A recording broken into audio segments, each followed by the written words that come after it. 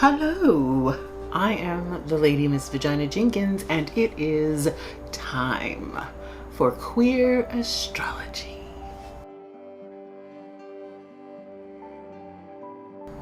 In today's video, we're going to be doing the official review of the CHANI Astrology app. Now for Android. By official, I mean I'm doing an intro and an exit and actually have like a rating system that I have developed. I did a quick look maybe a week or two ago where I just like scrolled through the app and was like, oh, this is cute. You know, it was like literally the day that I downloaded it.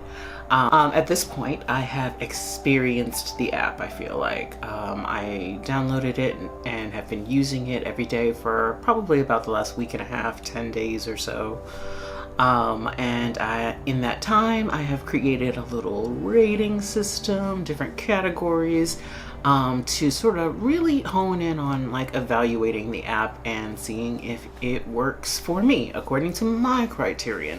Of course, your criterion and priorities for an app might be different than mine. Let's talk about it in the comments. But yeah, for now, let's get into the categories. So overall, I give the app a 16 out of 20 possible points. So categories wise, these are the categories that matter to me. 1. Organization / ease of use. How easy is it to navigate the app to find the information that you're looking for? Number 2, actual planetary astrology. I want to see mention of what's happening in the sky as much as I want mention of what the interpretations of that mean. 3, aesthetics / accessibility. Yes, how aesthetically pleasing or beautiful is it, but how does that also contribute to visual accessibility of the app? Number 4, costs. How would I rate the app in terms of average costs per month, year, and how does that rate and stack up against other apps in the same sphere? 5, queer points. Is it doing anything that is rooted in queering or transness? Is it doing anything to serve the world in terms of like social justice or reparative justice? Besides being an astrology app, how is it changing the world for the better? So yeah, that's my rubric. 5 possible categories, 4 points in each category for a possible 20. So yeah, let's go look at the app. Let's see how it stacks up. So let's check out the CHANI app. Cute. So let's start with category organization. I love that when you open up the app, the very first thing that you see is, I think, what most people are looking for, which is the horoscope here. I myself, as an astrologer / astrology enthusiast, I'm looking for the moon sign for the day, what sign the moon is in, and secondarily, what the moon phase for the moment is. And yeah, you have to scroll down a little bit to get that information, but it's still on the first page, on the landing page, and I absolutely appreciate that. What I wish there was a third section that just had a chart of the current sky, but then they have it here under your current sky horoscope. And what they have instead of a chart is a list of all of the planets.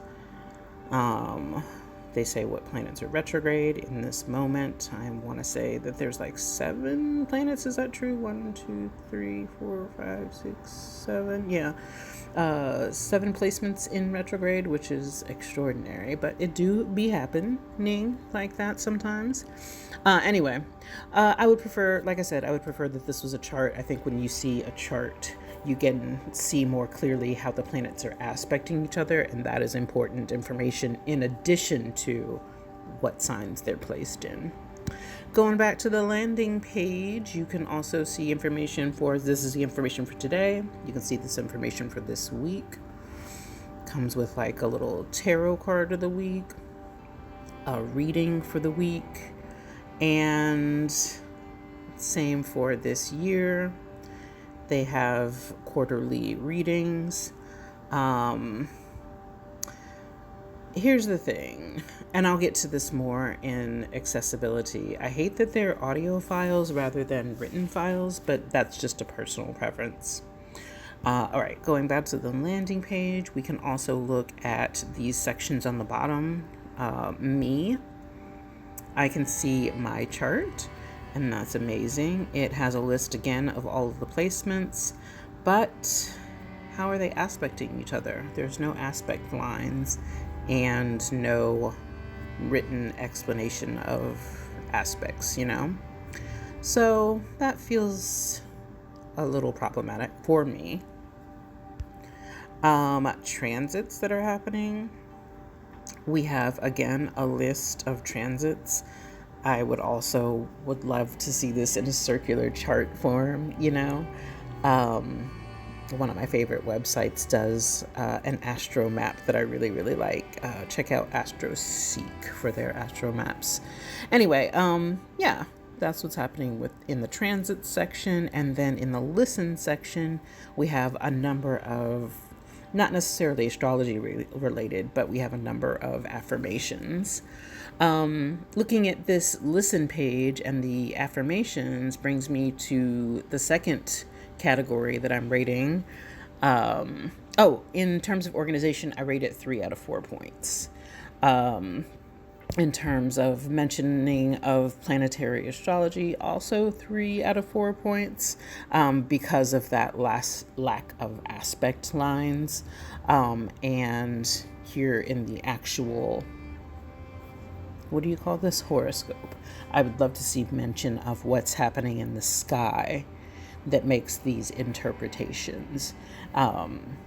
Uncovering solutions to any problems related to my career. Okay, so something is transiting my 10th house, and maybe it's speaking to my North Node as well, my greater calling. I don't know. I can't tell because this is just the interpretation rather than referencing specific astrology in the sky.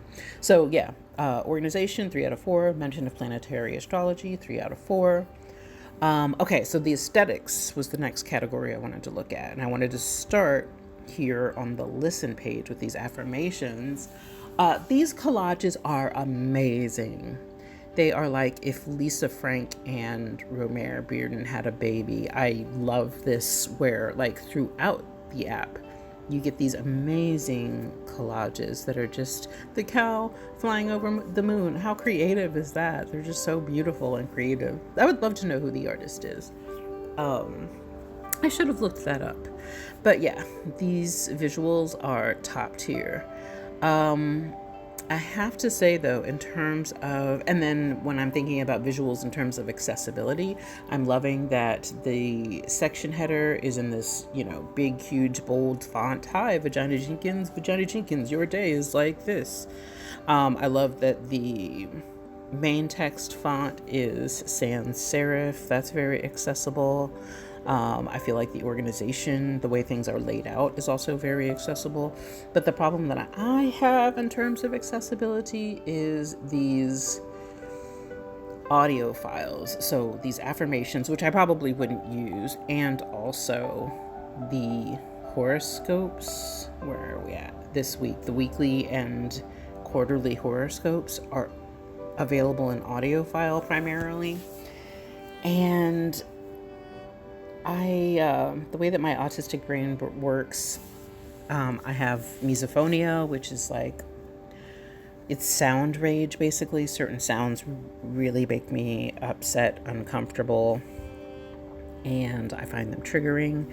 And high-pitched voices is definitely one of them, and CHANI has a high-pitched voice, and it seems like a huge miss to me that she has not hired someone to do these sound files, someone that is a professional voice actor. Let's check out one of them, this Week Ahead podcast. Hello and welcome. This is the Astrology of the Week Ahead podcast. I'm your host, CHANI Nicholas. I just want to start out by saying that of all, this week gets going on Wednesday. Like Wednesday is a day to really work with. But usually what I do when I want to hear the weekly astrology forecast, is I open the transcript and I read that. So I'm so grateful that is an accessible alternative. So yeah, even as I am enraged by the audio files, I'm grateful that there's an alternative. And so yeah, I give the aesthetics / accessibility part a 3 out of 4 because of that miss. Yeah, they have a staff of 35 people. I don't know why they haven't hired a voice actor or a soundscape person yet. Hire my homie, Sasky Miller. I'll make a link down in the caption below, but you should check out the homie Sasky Miller. They run an account called Soundscapes. I think is it Virtual Soundscapes? Something like that, on Instagram. And basically they are a sound designer / voice actor that does really just beautiful, relaxing soundscapes. They have a nice melodious voice. They understand that like background sounds and music is important to the whole setting of the vibe. I would love to see something like that for these Astrology of the Week Ahead things, as well as the affirmations. Actually, particularly on the affirmations, I actually might be able to access them if they were more artistic, more soothing. I don't know what the words are, but you know what I mean. Costs. Let's look at that. I give them a 3 out of 4 in terms of costs. So the app is free to download, but to access the affirmations or the in-depth readings, like the yearly readings, that would cost you an additional $11.99 a month or $107.99 annually. I'm currently doing a 30-day free trial to access these things. And I gotta say, I probably, because of the sound issue, because of the misophonia, I would not pay the extra money to have those sound files. So it doesn't feel that important to me. And, yes, it's great that there's a whole section devoted to affirmations, but that's never what I'm looking for in an astrology app. So, costs 3 out of 4. I have to say they are on par with what so many other astrology apps are charging though. So yeah, average or slightly above average, I would say. Where this app really shines, and I don't think there's any information here about it, but the CHANI app does a really good job of how would you call it, community care in their app development. Like, yeah, okay, it sucks that it took them 3 years to create an Android app, but they have a staff of 35 people, most of whom are queer or trans people of color, and they're all paid a minimum of $80,000 a year with extensive benefits packages. It sucks that like the bar is set in hell as far as running a business fairly and like treating people like their lives matter and providing a living wage. But it is huge to me that is a value that the company has set for itself. It's also interesting to note that 5% of the revenue from the app goes to their sister organization called Free From. It's a nonprofit that helps financially empower survivors of gender-based violence. So that feels huge as well. So like their mission actually is rooted in community and community care. So that feels like huge queer points to me. And for that, I give them a 4 out of 4. So yeah, overall, I give the app 16 out of 20 possible points. Yeah, I think that it's really amazing and useful in a number of ways. I don't know about the sound quality of the affirmations or the usefulness of the affirmations. Same as it relates to the audio readings. As long as there is a transcript, that's all that I need. So yeah, I'm curious about your thoughts, especially iPhone users. You've had 3 years to sit with this app. You've seen it grow. I'm curious about what changes you've seen over the last few years and what you love, what you hate. Yeah, I'm curious about your wisdom as well. Feel free to share in the comments below. As you can see, I really enjoy the CHANI app. I'm actually going to delete the Sanctuary app from my phone because I have way too many apps and things stored on my phone, so I'm always looking to free up space. I'm going to delete the Sanctuary app in favor of the CHANI app.